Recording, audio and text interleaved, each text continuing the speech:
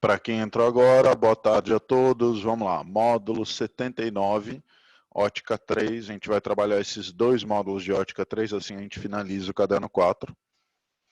A câmera está ligada, é que ela está com problema. A câmera está com problema, não está funcionando direito. Quer ver, ó, se eu tiro o background, fica assim, ó. Ela deu algum problema hoje de manhã na câmera, não ligou hoje de manhã, então não estou conseguindo resolver isso, tá bom? Semana que vem eu lhe garanto que já vou ter arrumado isso. Então, vamos lá. Bem, eu posso desligar a câmera.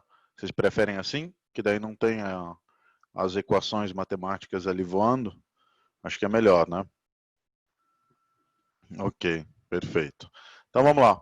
Página 93, todo mundo. Esse módulo, os dois módulos falam muito sobre refração, então vamos um rápido resumo aqui da refração para vocês. Refração é a passagem da luz de um meio para o outro, ela acompanha a variação da velocidade da luz. Mas a variação significa a variação no módulo da velocidade. E o desvio dela, ou seja, a variação de direção, pode ou não ocorrer, vai depender da situação. No caso, se eu tenho um raio de luz e ele vai mudar de meio, vai passar do meio 1 para o meio 2, e ele chega a 90 graus, ele chega transversal a essa superfície, ele passa em linha reta. Está ocorrendo refração, significa que a luz aqui no outro meio vai mudar o valor da velocidade, mas nesse caso não ocorreu o desvio. Em compensação, se eu tenho um raio de luz e ele chega de forma oblíqua, ou seja, com um certo ângulo, que não seja 90 graus, esse raio de luz ele vai, ao invés de ir em linha reta, ele acaba desviando. Esse desvio pode se aproximar da normal, como aconteceu aqui no meu exemplo, ou esse raio de luz ele poderia se afastar da normal e ficar mais longe da reta normal. Tá? Então, daí depende da relação entre os índices de refração.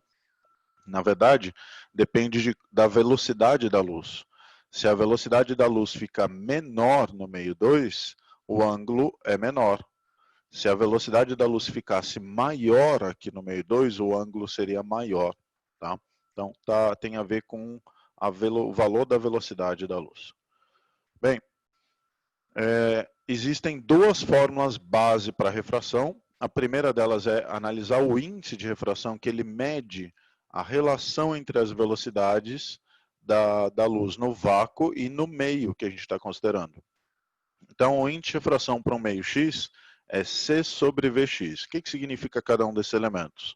O N é o índice de refração de qualquer meio, tá? Esse X significa água, ou então vidro, ou então diamante, pode ser qualquer meio aqui.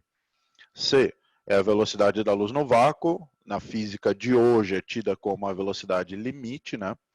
É a máxima velocidade que pode ter, e vamos torcer para que não mude por enquanto, né? Porque se isso daqui mudar, se esse limite muda, toda a física moderna acaba caindo por água abaixo. E vocês não querem isso antes do vestibular de vocês. E o V é a velocidade da luz no meio X. Então, ó, entendendo o X, se eu falo que o X é a água, então o índice de refração da água é C sobre a velocidade da luz na água. Simples assim. Ah, e se for vidro? Então o índice de refração do vidro é C sobre a velocidade da luz no vidro. Tá? Então esse X é qualquer variável aí, qualquer um dos meios que a gente esteja considerando. Esse índice de refração tem dois elementos muito importantes. O primeiro deles é, essa velocidade nunca vai ser maior do que C, então esse número nunca vai dar 0, alguma coisa, sempre vai dar ou 1 ou maior do que 1. Então o índice de refração não pode ser menor do que 1. Tá? E ele vai ser 1 quando essa velocidade aqui embaixo for igual ao C. Na verdade, no ar, a gente considera, por aproximação, que a velocidade da luz no ar é igual à do vácuo, é muito próxima, então a gente finge que é igual, e daí o índice de refração do ar vale 1. E para o vestibular, o único índice de refração que você tem que saber é esse, o índice de refração do ar. Assim como na fórmula do Quimacete, sabe, que a quantidade de calor sensível É massa, calor específico sensível e variação de temperatura. Lembra daquele Czinho da água, que também valia 1 caloria por grau Celsius? A mesma coisa aqui, tá? Esse tinha que gravar, esse aqui também tem que gravar. Os vestibulares não são obrigados a passar isso para vocês. Se vestibular normal já não passa, imagine um mais puxado como o ITA, tá? Ok, dúvida, gente? Até aqui, dúvida? Então, a enxifração ele mede a relação entre a velocidade da luz no vácuo e a velocidade da luz no meio. Quanto maior for o enxifração, menor é a velocidade. Então, muito refringente significa que a velocidade da luz naquele meio é baixa, porque eu preciso ter um elemento, eles são inversamente proporcionais, né? Então, velocidade baixa dá índice de refração grande. Velocidade alta dá índice de refração baixo, próximo de 1, né? Nunca menor do que 1. Então, tirem um print e vamos continuar. Ok. São duas as leis da refração, e para a gente ver as leis da refração, vamos pegar alguns elementos aqui, denominar alguns elementos na refração. Então, ó, a primeira coisa importante é essa reta, que chama reta normal, a superfície. Ela vai estar sempre 90 graus à superfície, por isso que a gente chama de normal. Tá? Daí eu tenho, aqui é o ponto de incidência, o raio incidente, que é o Rzão, o ângulo de incidência, que é o I, o raio refratado, que é o R', e o ângulo de refração, que é o R'zinho. Notem que sofreu desvio, né, porque esse raio deveria ter vindo nessa direção, e ele acabou desviando. Nesse meu exemplo, ele desviou, ele ficou com um ângulo menor, porque a velocidade no meio 2 é menor que a velocidade no meio 1. Se o ângulo é menor, é porque a velocidade é menor. Se o ângulo é maior, é porque a velocidade é maior. A primeira lei da refração, ela fala o seguinte para a gente, ó, esse raio que eu estou marcando aqui, em vermelho, o raio incidente, o raio refratado, que é esse aqui, e a reta normal, deixa eu desenhar a reta normal aqui, e esse cara aqui, eles são coplanares. Significa o quê? Eles estão no mesmo plano. Eu desenhei lá na folha de caderno, está na folha de caderno. Não tem nenhum raio saindo na direção do olho de vocês. Tá? Eles estão no mesmo plano. Quando que o vestibular vai usar isso aqui como alguma pergunta ou algo? Nunca, gente. Imagina. Isso aqui eles nunca usam. A reflexão também tem isso. A primeira lei da reflexão é exatamente essa. Raio incidente normal, só que daí é o raio refletido e eles pertencem ao mesmo plano. Mas na prática, quando que a gente usa, não vai usar. Tá? É só para entender que eles estão ali, naquele plano, no plano da tela do computador de vocês, no caso. A segunda lei da refração, essa sim. Viu refração? Provável que você vai ter que usar essa lei. É o famoso não sei, não sei. Tá? N1 seno de N2 seno de R. Também conhecido como... E aí, Gauss? Isso aqui é conhecido como o quê? Que o Gauss tem aula comigo também, né? Então, você tem que saber, hein? Olha lá. O não sei também é conhecido como...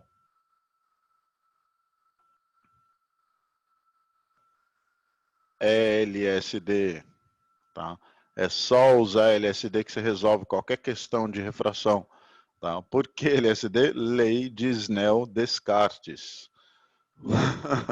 Ficou quieto, né? Então, ó, o LSD, lei de Snell-Descartes, resolve qualquer coisa de refração, gente. Viu refração acontecendo? Viu o raio de luz desviando? É refração naquilo. Ah, professor, mas e se for uma lâmina de faces paralelas? Vai ser refração também. Dentro da lâmina acontece refração. E se for um prisma? Refração também. Está acontecendo refração, LSD. Tá? O nosso famoso não sei, não sei. Tá? E com isso, a gente sempre considera a luz polarizada. Vai depender do exercício, tá? Depende também do ângulo de Brewster, depende de como está chegando o raio de luz ali para você. Agora, o foco principal vai ser sempre uma luz monocromática, a não ser que ele defina bem que não é. E daí, se não é luz monocromática, o lance é que vão ter raios de luz que vão desviar mais e vão ter raios de luz que vão desviar menos, tá? Porque vai depender da frequência dessa onda. Mas lá para frente, quando a gente estudar prisma aqui, daí eu mostro para vocês cada uma delas. Na verdade, menor frequência, menor desvio, maior frequência, maior desvio, tá? Mas daí isso lá para frente a gente vê. Bem, é isso, gente. Só isso. Conteúdo rapidinho. Vamos lá. Primeiro exercício. Um raio de luz monocromático incide em um líquido contido em um tanque, como mostrado na figura. O fundo do tanque é espelhado, refletindo o raio luminoso sobre a parede posterior do tanque, exatamente no nível do líquido. Então, o raio refratou, bateu aqui, refletiu e incidiu exatamente no nível do líquido. O índice de refração em relação ao ar então ele quer saber o índice de refração do líquido em relação ao ar. Tá? Bem, vamos lá. Para pegar essa imagem aqui, eu vou marcar alguns pontos principais, ó, ponto A, ponto B, ponto C, e eu vou olhar para esse triângulo aqui. Esse pedacinho, o trecho BC, tem 10 centímetros, né, que é exatamente a metade de tudo. Ângulo de incidência e de reflexão são iguais, então isso aqui vale 10 centímetros. Quando a gente aplica o teorema de Pitágoras ali no triângulo, vai vir que esse trecho AB é igual ao quadrado, é igual a cateto oposto, né, CB ao quadrado, e o cateto adjacente, raiz de 143, tudo ao quadrado. Então, a hipotenusa ao quadrado é a soma dos catetos todos ao quadrado. Tá? Por que eu estou descobrindo isso? Porque é importante para mim isso aqui, o trecho AB. Por que o trecho AB? Porque depois eu vou olhar para o ângulo aqui. E o ângulo, na lei de Snell-Descartes, tem seno, né? Seno de R. No caso, esse aqui é o ângulo de R. Então, eu vou precisar... Eu tenho cateto oposto, eu tenho adjacente, mas eu não tenho a hipotenusa. Então, eu estou calculando isso para achar o trecho AB, para na hora que eu for usar o seno de R, eu estar tranquilo e ter o valor da hipotenusa. Então, aqui fica 100, aqui fica 143, dá 243, raiz quadrada de 243. Esse é o trecho AB, tá bom? Vou deixar assim por enquanto.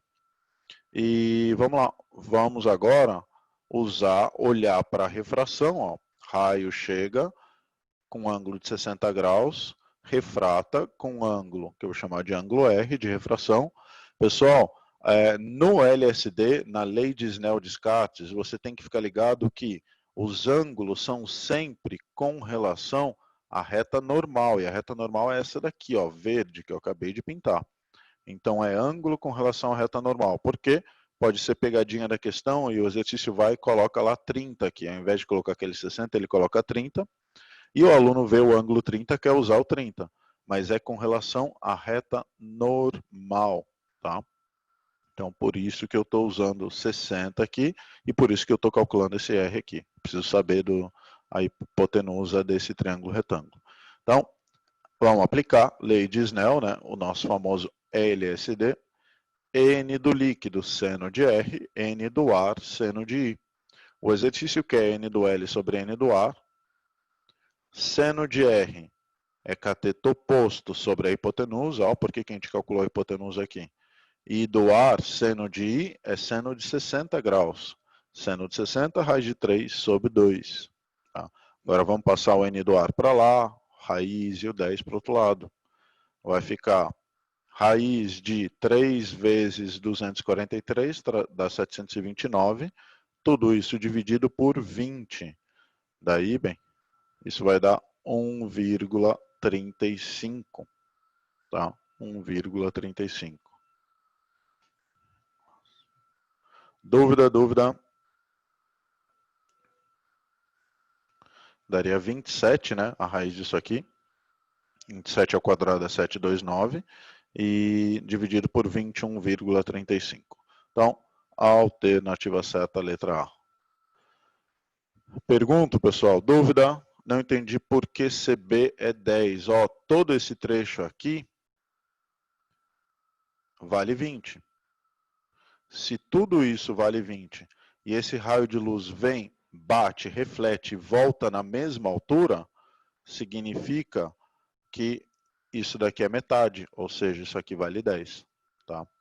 Porque o ângulo de incidência e de reflexão é o mesmo. Então, se o ângulo aqui é I, aqui também, não vou chamar de I, pode ser. Chamo de I, aqui também é I. Então, se os ângulos são iguais e as alturas são iguais, significa que essas bases aqui também são iguais. Então, é exatamente metade do 20. Tá? Tudo bem? Ok, perfeito. Então, vamos lá. Exercício número 2.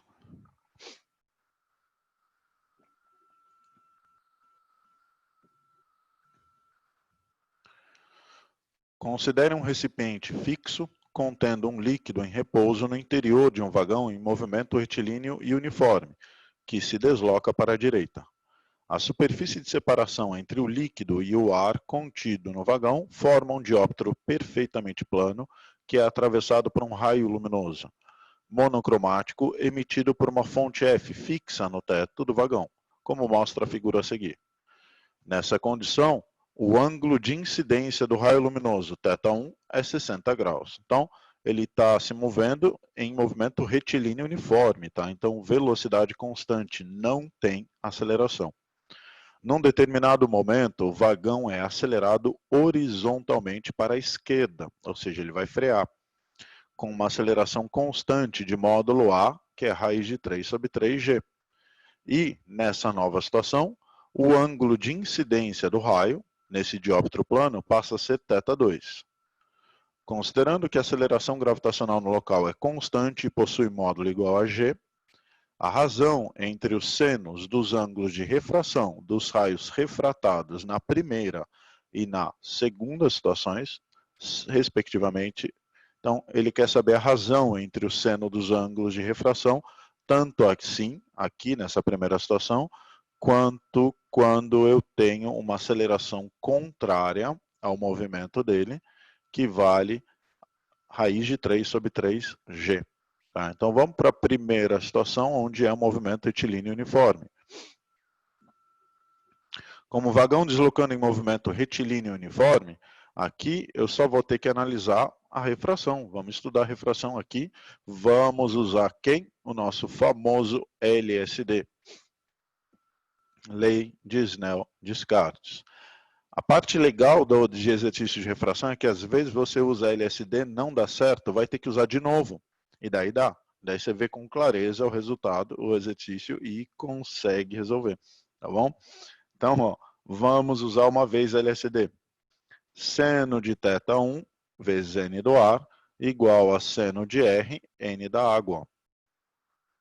Seno do R, então, vai ficar N do ar sobre N da água vezes seno de θ1. Eu vou guardar essa informação aqui. Não dá, não consigo fazer mais nada. Ele não deu a refração da água. Eu sei só quanto vale o seno de 60 graus, mas enfim, aqui eu meio que fico travado. Tá? Então vou deixar aqui quietinho. Vamos olhar agora para a segunda situação. N do ar igual a 1. Sim, o N do ar é igual a 1. Você pode considerar N do ar igual a 1. Tá? Como ele não falou para mim, e eu vou ter que dividir, o exercício está pedindo a razão entre o seno de R e o outro seno de R, eu sei que todos os elementos que eu não tenho, mas que não mudam de uma situação para outra, vão se cortar. Então, ó, eu não estou me preocupando muito com esses dois caras aqui. Por quê?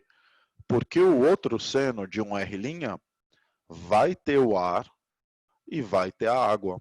E na hora que eu for dividir um pelo outro, eu vou acabar cortando, tá? Então, não tem por que colocar aqui se no final das contas a gente vai cortar. Ele está pedindo, né, essa razão. Bem, tá? Mas colocar um não tem problema nenhum, tá? Não iria modificar em absolutamente nada o exercício e dar o mesmo resultado.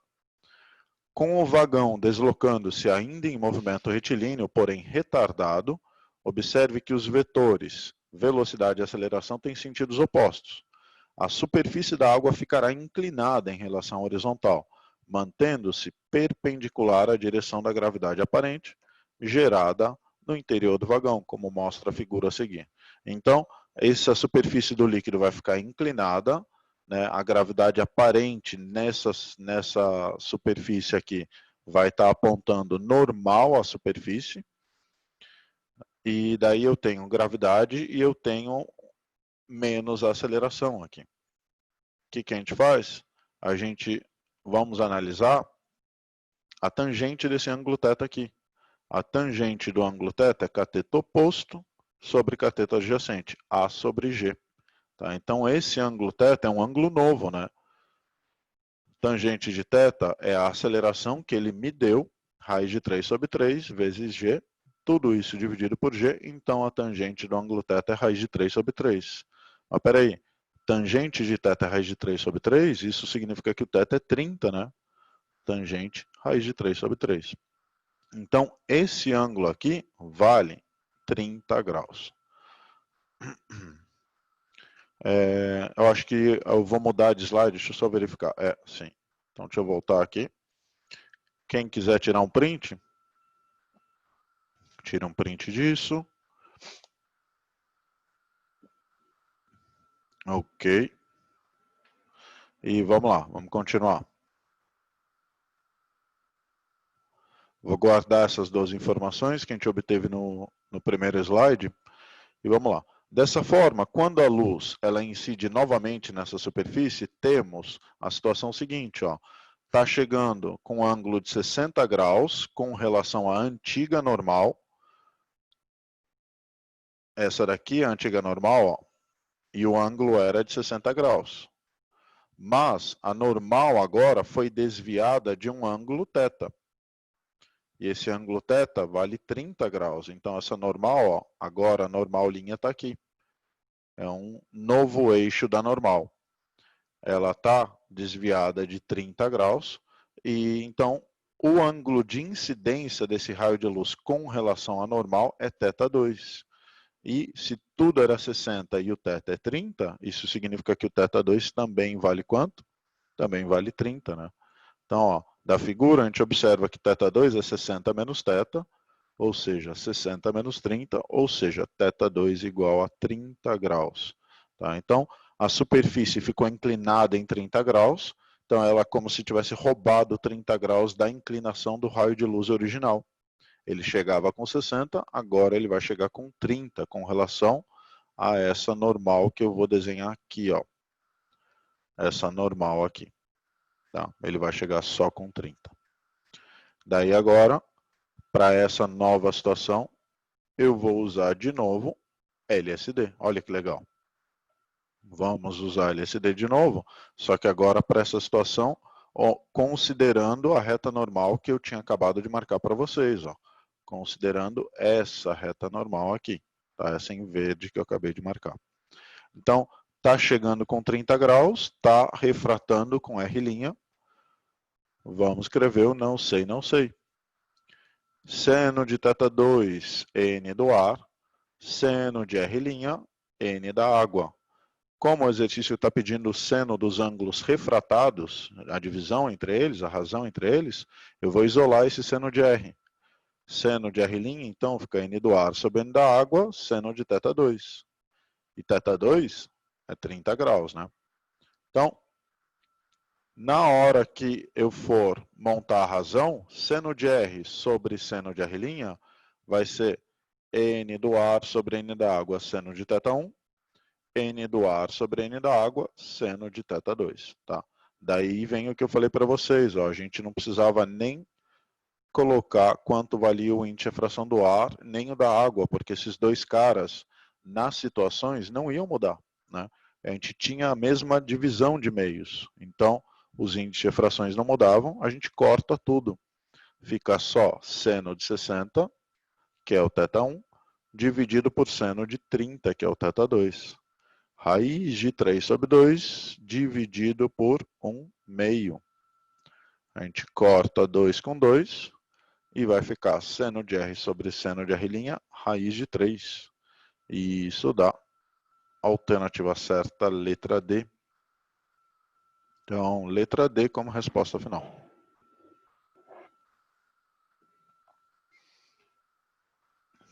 Tudo bem, gente? Dúvida?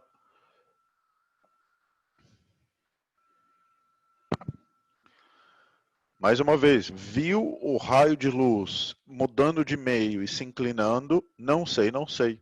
Tá? É garantido isso. Isso serve para onda mecânica também, hein, gente? Para onda mecânica, a gente vai ver mais para frente, eu vou mostrar para vocês que dá para você usar uma variável do não sei, não sei. Só que ao invés de você escrever o não sei, não sei, você abre o índice de fração. Ao invés de escrever isso aqui, ó, N1 seno de θ1 igual a N2 seno de θ2, eu não posso usar o índice de fração, né? Porque para onda mecânica não tem velocidade da luz. Daí você abre esse cara, ó. Fica C sobre V1 seno de θ1 e abre o outro também. C sobre V2 seno de θ2. E daí eu corto a velocidade da luz no vácuo. Na hora que eu corto essa velocidade da luz no vácuo, fica uma formulinha que eu consigo usar para a onda mecânica também. Seno de θ sobre V1, seno de θ2 sobre V2. Aqui eu posso usar para onda mecânica, onda na água, que vai incidir e vai refratar, tá? De um meio para o outro. Tá bom? Então o som que vai se propagar de um meio para o outro. Você que vai dar física moderna para a gente, ansioso. Eu não sei, Vininho, não faço a menor ideia. Eu tenho que conversar ainda com o polaco sobre isso. Não sei não, não sei não, tá? Mas se for, não se preocupa não. Eu tenho umas aulas legais preparadas. Mas vai depender muito de como a gente vai estar lá no final. A física moderna normalmente está junto com a frente 2, que é essa aqui nesse caderno, eu fiz tudo. Mas vai depender muito de quem está atrasado lá no final, não. Ah, é no caderno 5 já? Ah, bem, então eu acho que vai acabar o polaco dando, porque como eu fiz tudo do caderno 4, se eu fizer tudo do caderno 5 da frente 2, daí eu vou estar atrasado ao quadrado. Então, acho que vai ser o polaco que vai passar para vocês, tá? Acho. Mas eu vou conversar com ele depois. Bem, ok, vamos lá. Vamos para o próximo exercício. Então aqui, gente, já foi um adianto quando vocês forem trabalhar com ondas. Vocês sabem que dá para usar o não sei, não sei. É só tirar a velocidade da luz ali. Que daí, numa onda sonora, se propagando do ar para a água, por exemplo, você pode usar esse cara, tá? É uma versão especial, vamos dizer assim, do LSD. Bem, ok, vamos lá. Exercício número 3, então. Ninguém tem dúvida?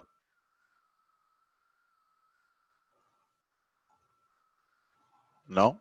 Ok. Então, exercício número 3. Um banhista faz o lançamento horizontal de um objeto com velocidade igual a 5 raios de 3 metros por segundo, em direção a uma piscina. Após tocar a superfície da água, o objeto submerge até o fundo da piscina em velocidade horizontal desprezível. Em seguida, o banhista observa esse objeto no fundo da piscina sob um ângulo de 30 graus em relação ao horizonte. Admitindo-se que a altura de observação do banhista e do lançamento do objeto são iguais a 1,8 metros em relação ao nível da água da piscina, calcule a profundidade da piscina em metros. Ele deu o índice de fração do ar, vale 1. Ele deu o índice de fração da água, 5 raiz de 3 sobre 6, número chato pra caramba. E ele deu a gravidade, que vale 10. Um dos pontos importantes é, ele faz um lançamento vertical. Opa, desculpa, vertical não. Desculpa, horizontal. E a velocidade é igual a 5 raiz de 3 metros por segundo. Tá? Então o lançamento caramba. O lançamento na horizontal significa que toda essa velocidade aqui vai ser uma velocidade no eixo X. Tá? Vai ser inteirinha a velocidade no eixo X, 5 raiz de 3 metros por segundo.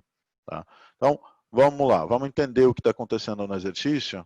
Aqui eu tenho meu rapaz, ele vai lançar uma pedrinha, ele tem uma certa altura H, que o exercício deu, né, vale 1,8 metros, e ele vai lançar essa bolinha com uma velocidade V0, que é essa que ele deu, e essa velocidade está na horizontal, então é o Vx também, tá?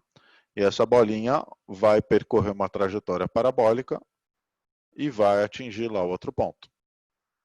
Na hora que essa bolinha cai na água, vamos lá, deixa eu continuar. Ao tocar na superfície da água, o objeto submerge até o fundo da piscina, em velocidade horizontal desprezível. Então, na hora que essa bolinha chegou aqui, ela para de se movimentar na horizontal e só vem para baixo, tá bom? É isso que está acontecendo. Então, vamos pegar algumas medidas aqui. Eu tenho essa distância, né, que é o alcance dessa bolinha. É um movimento balístico, e no movimento balístico, o que a gente faz? A gente quebra o exercício em dois tipos. A gente olha para o eixo Y, onde tem gravidade, e daí é um MOVE, movimento uniformemente variado, e para o eixo X, onde não tem gravidade, significa que não tem aceleração, significa que é um MO, movimento uniforme. Então, no eixo X, para o movimento balístico, vamos olhar para o sorvetão, porque eu tenho altura, eu tenho gravidade, eu tenho a velocidade inicial, ela é zero, né? Porque ele está lançando na horizontal aqui. Então, sorvetão para o eixo Y. ΔS vai ser o H, que vale 1,8. O V0, deixa eu até marcar aqui, vale 0. Isso aqui vale 0. Ok. Porque o lançamento é no eixo X, então não tem velocidade no eixo Y inicial. A aceleração é a da gravidade, que vale 10 sobre 2t ao quadrado. Aqui a gente vai achar o tempo de queda, né? Passo 2 multiplicando, 1,8 vezes 2, 3,6, dividido por 10, 0,36. Na raiz, isso dá 0,6 segundos. Então, demora 0,6 segundos para essa bolinha atingir a superfície da água. Agora, eu vou olhar para o eixo X. No eixo X, é movimento uniforme, né? Enquanto aqui, no eixo Y, era um MOVE, porque tem aceleração, né? Aceleração da gravidade. No eixo X vai ser um MO, movimento uniforme, significa velocidade é ΔS sobre ΔT. Simples assim. Então, ΔS é velocidade vezes tempo, o V0 é a velocidade de lançamento dele, né? Porque era no eixo X. Então, o deslocamento no eixo X aqui vai ser velocidade inicial, 5 raiz de 3, vezes o tempo, 0,6. Isso dá 3 raiz de 3 metros. Bem, aqui foi só o lançamento. Agora a gente vai ver essa bolinha chegar até o fundo da piscina.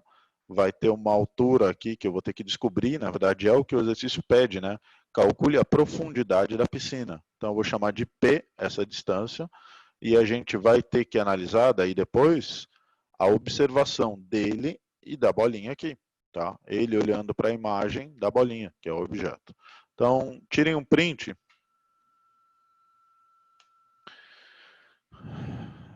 Print, e vamos lá.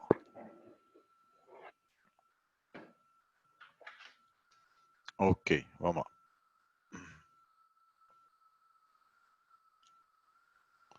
Então, ó, a distância é 3 raiz de 3, foi a única coisa importante que a gente achou, né? Vamos ver essa bolinha cair, ó.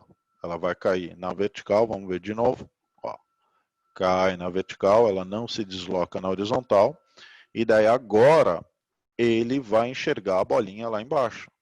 Só que ele vê numa posição diferente, né? Porque o raio de luz que sai da água e vai para o ar, a velocidade da luz no ar é maior do que na água. Se é maior aqui no ar, o ângulo é maior.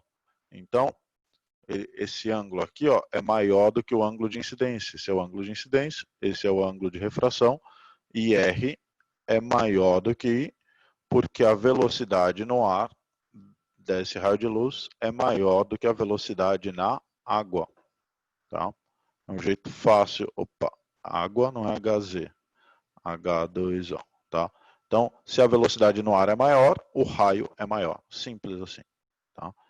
E, ok, vamos marcar aqui algumas informações importantes. Ó, esse é o ângulo de incidência, esse é o ângulo de refração.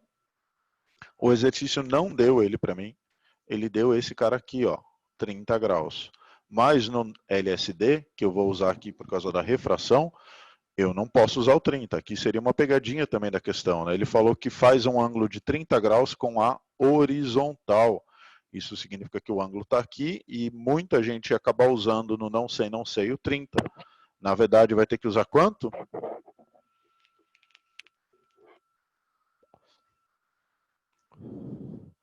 Perfeito, isso mesmo, Elo. Isso mesmo, Bia, Vininho, vai ter que usar 60 graus. Tá? Não sei. Lei de Snell-Descartes, eu sempre olho os ângulos em relação a normal. Tá?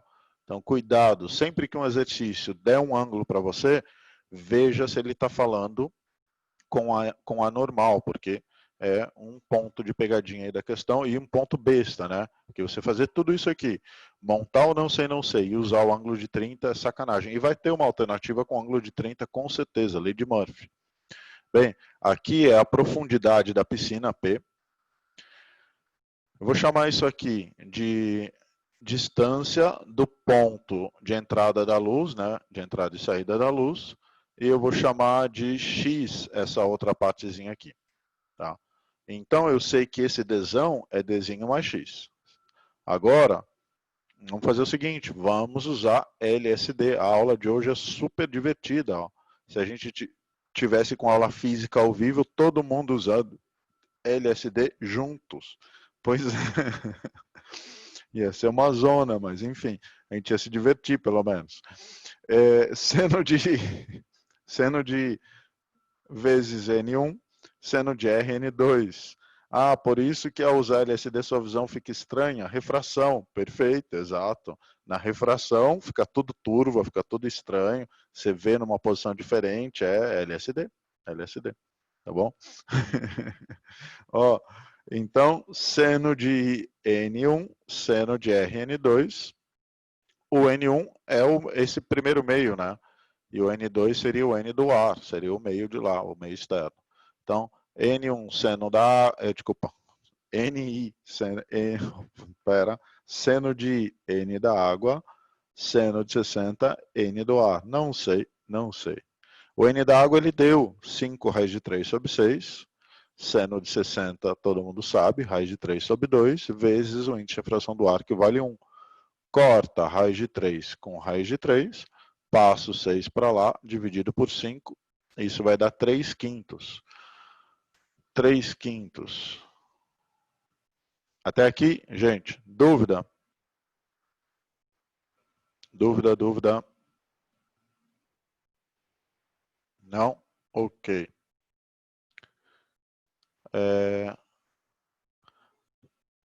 Espera aí, só um segundo que eu vou conversar com alguém aqui. Espera aí, qual que é o nome?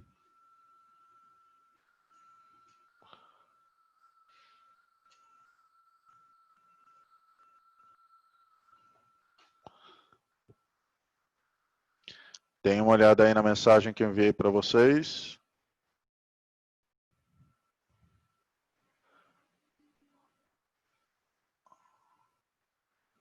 Ok. Tá. Beleza. Deixa eu ver se eu consigo... eu consigo cancelar. Tá. Pronto. Tava desligando a câmera, gente. Eu não sei se alguém ligou aí sem querer. Tá, mas se ligou sem querer, eu desliguei. Se foi por querer, me avisa. Tá? Que daí deixa ligada. Seno de, então, é 3 quintos. Outro dia, onde que eu estava? Eu estava no curso da manhã, no curso de exatas da manhã, daí alguém ligou a câmera sem querer. E estava quase peladão, deitado na cama. Pois é. Pois é, então. E eu não sabia como desligar, daí eu fiquei mandando mensagem para ele, e nada, até chegou uma hora que ele viu e desligou. Daí agora, acabei de ver como desligar. Acabei de descobrir como desligar a câmera dos outros. Tá? Então, para quem estava com a câmera ligada, se quiser deixar sem problema nenhum, tá? Mas Eu desliguei só para vai que tenha clicado sem querer. Bem, relação fundamental da trigonometria. Pessoal, quem sabe seno de I, sabe cosseno de I também, né? Por que que eu quero o cosseno de I? Porque o cosseno de I tem cateto adjacente, que é esse P aqui, tá bom? Então, eu vou atrás do cosseno de I. Mas, alguém consegue já de cara me falar quanto vale o cosseno de I? Perfeito, isso mesmo, gente. Isso aí. Se 1 é 3/5 é 0,6, né? 0,6 triângulo, exato, triângulo pitagórico, perfeito. Tá, vou montar aqui tudo bonitinho, mas enfim, se esse é 3/5, o outro é 4/5, né? Então, seno de I, cosseno de I, todos ao quadrado, dá igual a 1, 3/5 ao quadrado, cosseno de I ao quadrado igual a 1, blá, blá, blá. Isso dá um cosseno de I que é 4/5, não precisava nem fazer, né? Viu que deu 3/5, o outro é 4/5. E daí você sabe que um ângulo é 37 e o outro é 53. Tá? Então aqui está o cosseno de I. Agora, eu vou fazer o seguinte. Tangente de 30. Tangente de 30 é H sobre D. Por que dessa tangente de 30? Porque se eu souber quanto vale esse D, eu descubro quanto vale esse X. E sabendo o X, eu descubro quanto vale o P. Tá? Então, eu quero o X para daí descobrir quanto vale esse P, para usar a tangente do I. E para descobrir o X, eu preciso descobrir esse D aqui. Então, vou usar a tangente de 30, que é cateto oposto a H sobre adjacente, que é D. Tangente de 30 é raiz de 3 sobre 3. H é 1,8 e o D é o que eu vou descobrir. Então, multiplica em cruz aqui.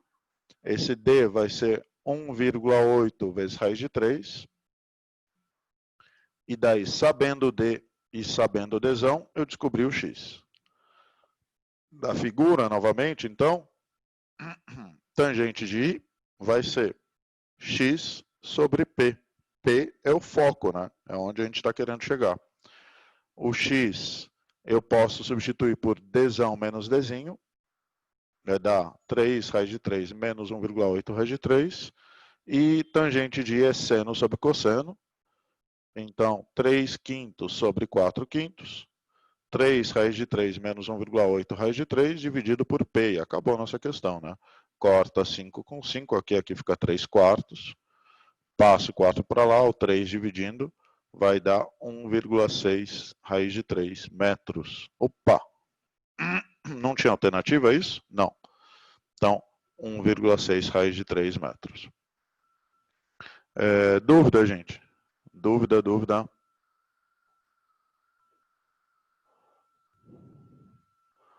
Tranquilo? É um exercício longo pra caramba, mas eu acredito que ele não tenha nada de viagem demais, né? Ele é só trabalhoso. Você tem que usar, é um exercício completo, vamos dizer assim, porque você tem que usar o lançamento na horizontal, calcular o alcance, daí depois usar a lei de Snell-Descartes, daí depois brincar com um triângulo aqui, com 2 triângulos para conseguir descobrir a altura, a profundidade dessa piscina. Tá? Então é um exercício chato, porque é demorado, mas não é, nível de complexidade não é tão alto assim não. Deixa eu ver de onde ele é, que eu não lembro mais. Peraí. Ah, do IME, claro. Tá certo. Tá. Dúvida alguém? Ninguém tem dúvida? Sério mesmo? Bem, então vamos fazer o seguinte, vamos finalizar essa aula. Em 1 minuto eu entro na outra, tá bom? Até daqui a pouco, gente.